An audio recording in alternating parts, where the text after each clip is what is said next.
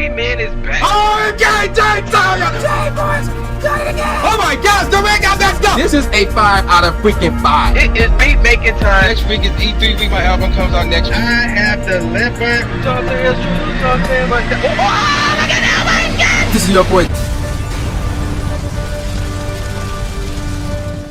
Alright, ladies and gentlemen of the YouTube citizens, y'all know who this is. This is your boy Dash Inferno.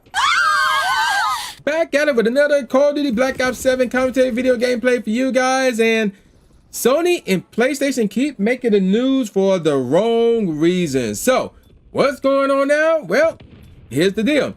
And this is an article from GamingBible.com titled PlayStation 5 Blackout scheduled for August as all digital future approaches. And then the subtitle is PlayStation users are taking the all digital protest to the next phase. So this was published on July the 27th. So this was actually 2 days ago by Oli Smith. So check this out. PlayStation 5 users upset over Sony's decision to cease production of physical game discs have postponed a week-long blackout protest.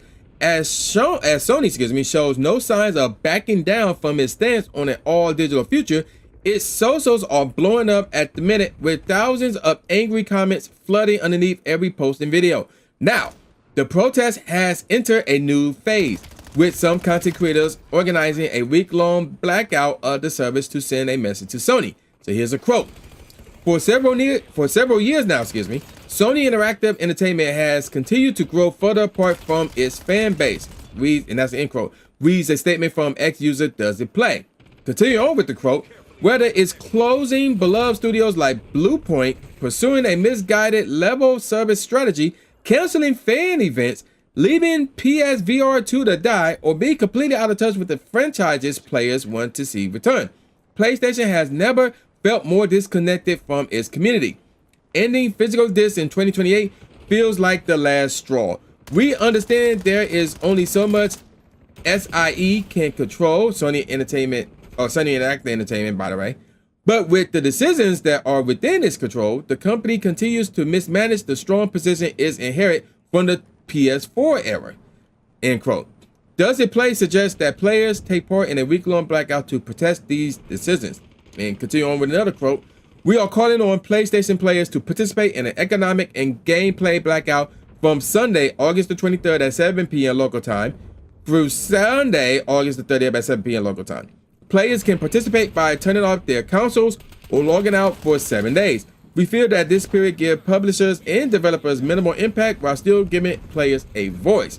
So, moving on to the next part of this article, which have the subtitle, Will the PlayStation protest campaign actually achieve anything? And continue on with the article. The campaign may have good intentions, but it seems like this may only be a small drop in the ocean that is the PlayStation ecosystem. As of the time of writing, the post from Does It Play have 13,000 likes.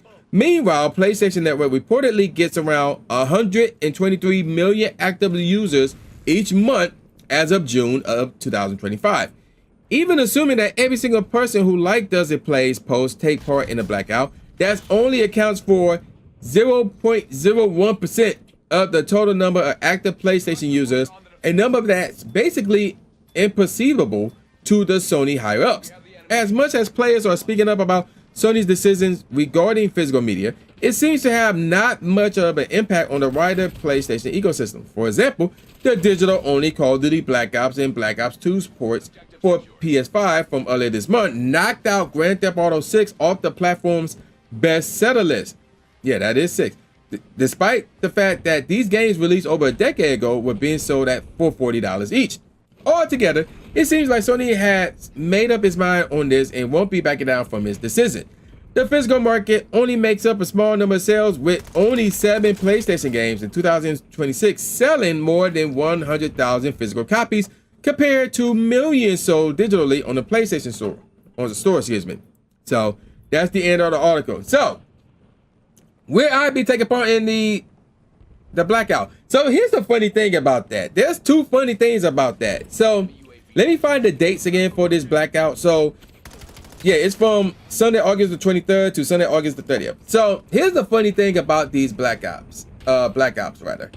So the thing about it is this. Number one, I'll be perfectly honest. I rarely turn on my PlayStation nowadays. My PlayStation 5. I rarely turn it on nowadays.